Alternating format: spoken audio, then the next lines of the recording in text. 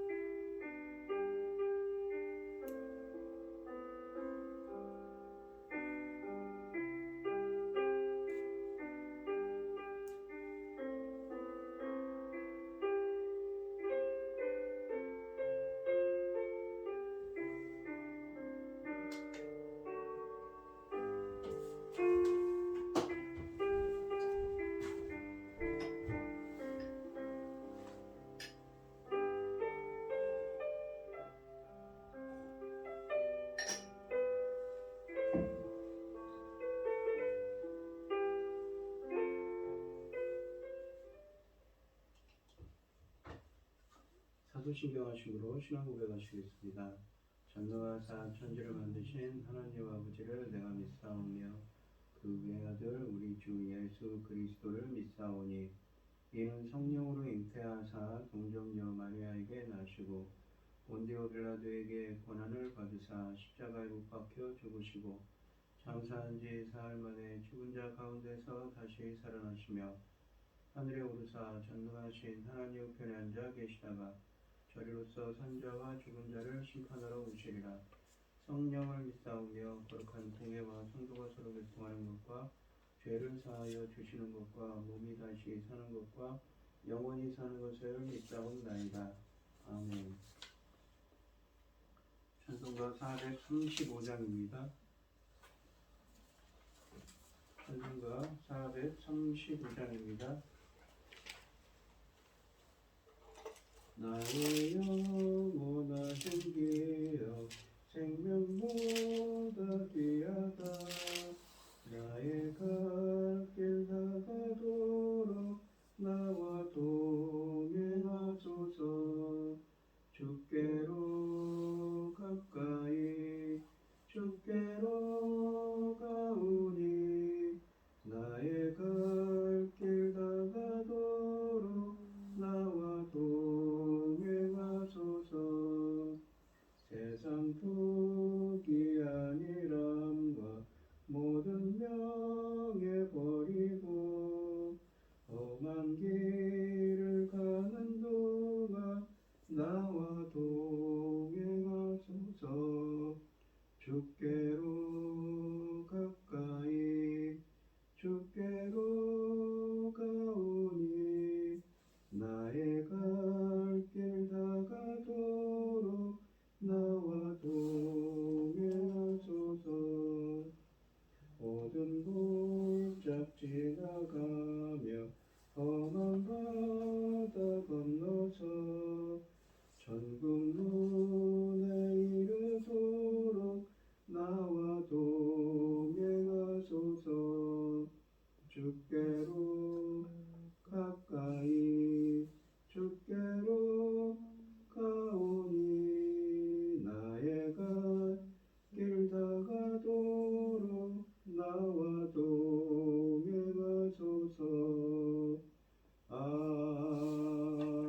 아멘.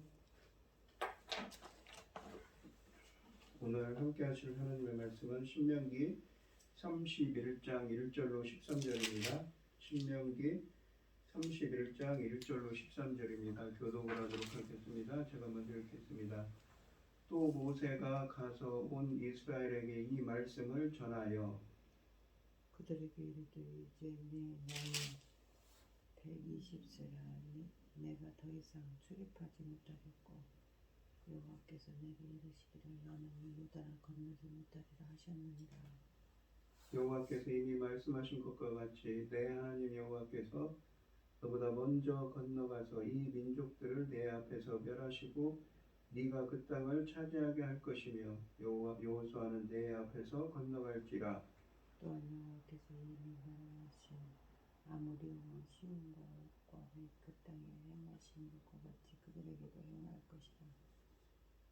또한 여호와께서 그들을 너희 앞에 넘기시리니 너희는 내가 너희에게 명한 모든 명령대로 그들에게 행할 것이라. 너희는 강하고 담대하라. 두려워하지 말라. 그들 앞에서 떨지 말라. 이는 내 하나님 여호와 그가 너와 함께 가시며 결코 너를 떠나지 아니하시며 버리지 아니할 것이니라 하고.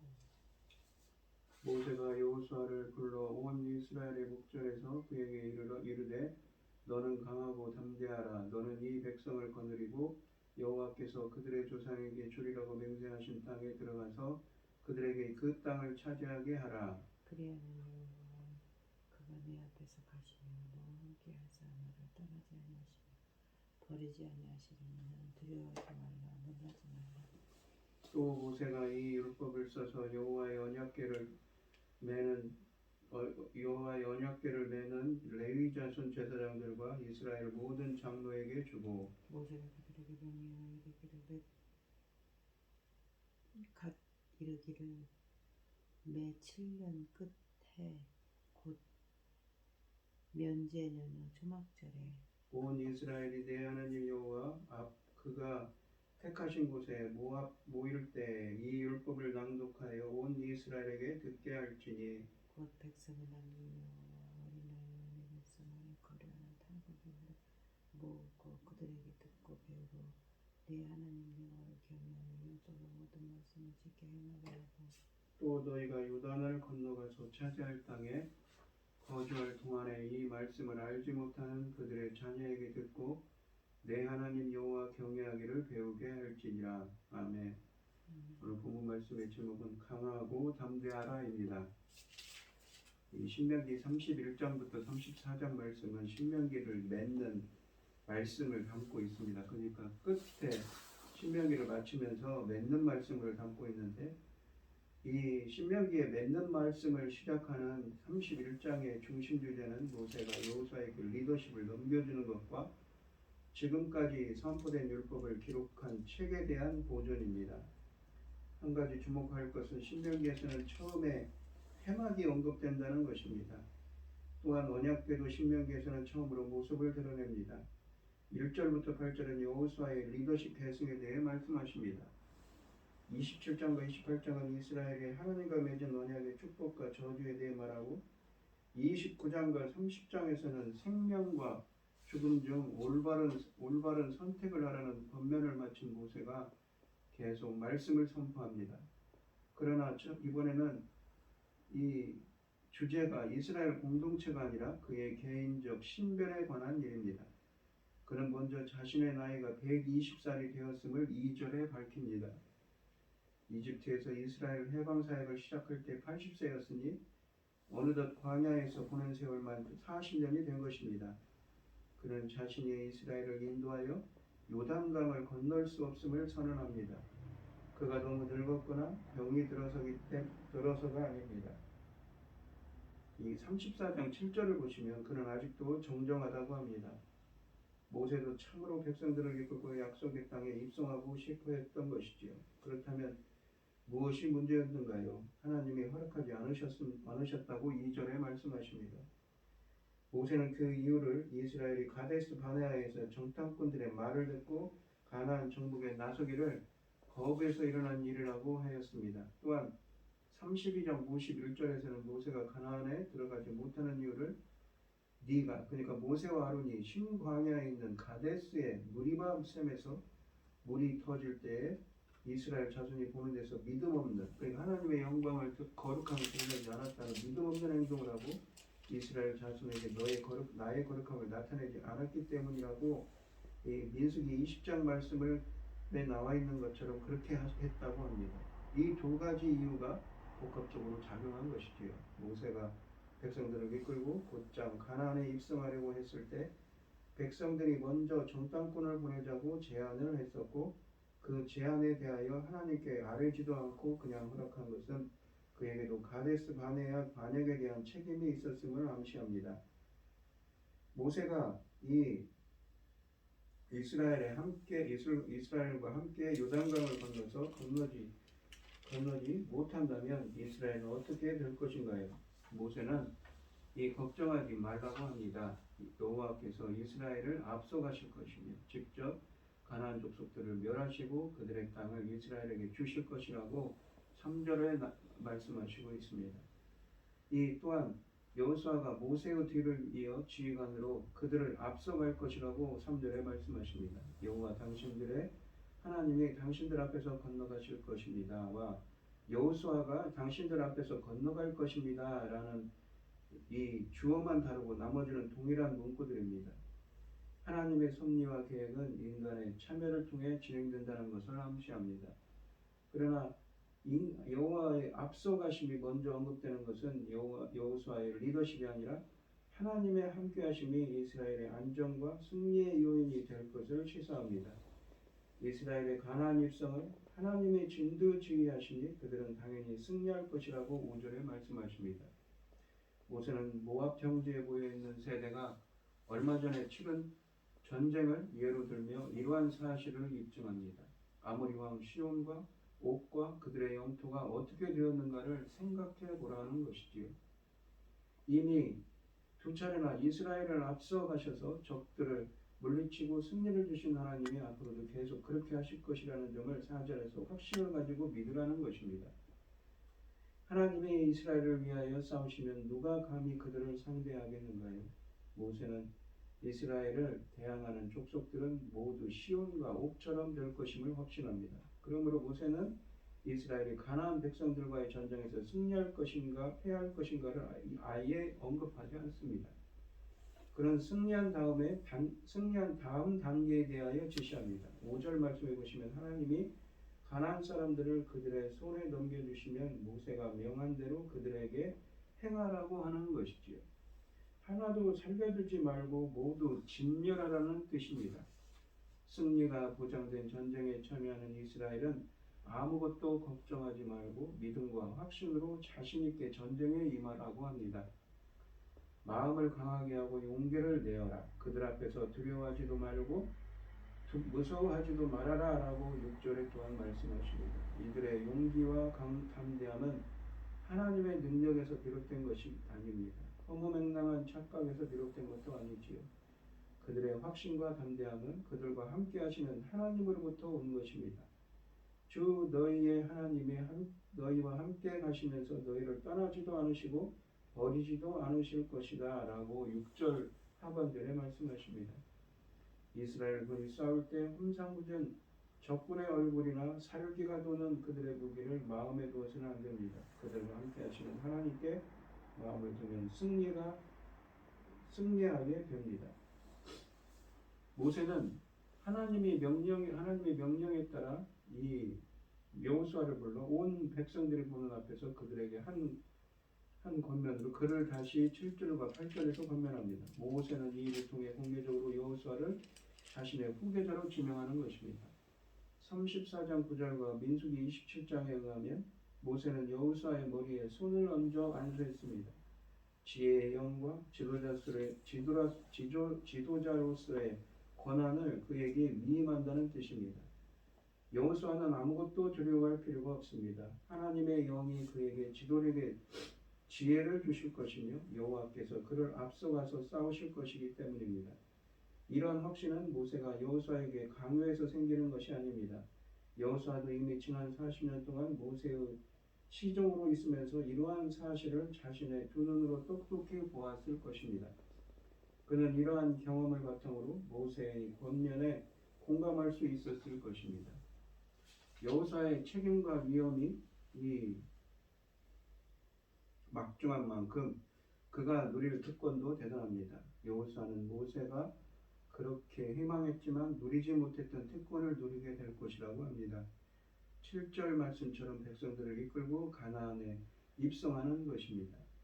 아브라함에게 처음 약속하신 후 지난 수백 년 동안 성취하지 않았던 하나님의 땅에 대한 약속, 심지어 모세가 그렇게 원했지만 하나님이 허락하지 않으신 일이 그를 통해 실현되는 영광스러운 역할을 감당하게 됩니다.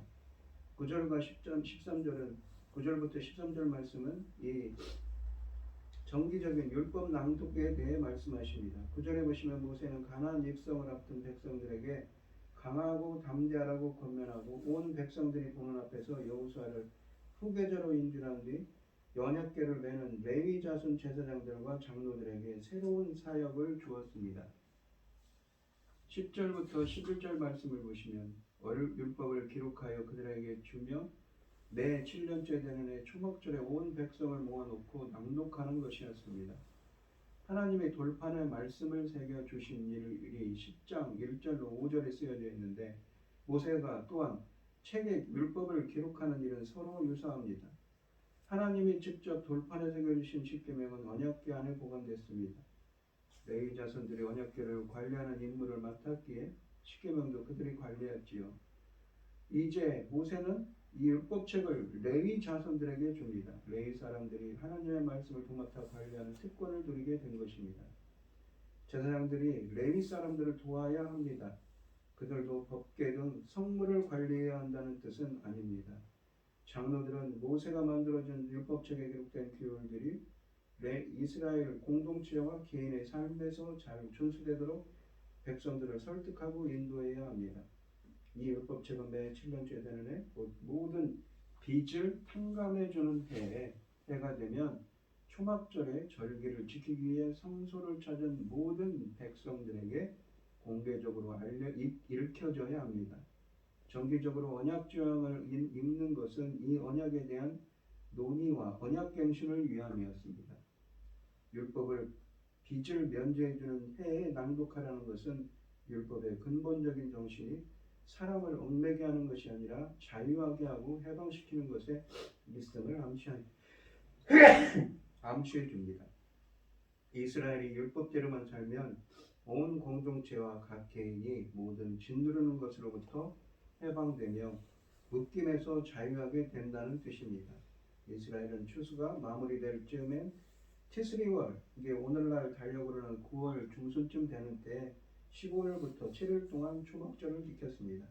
초막절에 성소에서 율법을 읽으라고 하는 것은 민수기 29장 12절로 38절에 의하면 이스라엘은 이 절기 때 가장 많은 제물을 드렸는데 초막절이 내포하는 여러 가지 의미와 정황이 이스라엘 사람들로 하여금 여러 절기 중 이 절기를 가장 중요한 것으로 간주하도록 했습니다.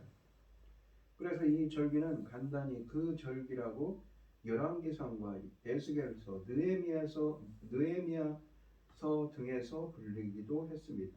여러 절기들 중 가장 으뜸이라는 것입니다. 그러므로 1년 여러 절기 중 이때 가장 많은 사람이 성소를 찾았던 것은 당연한 일이지.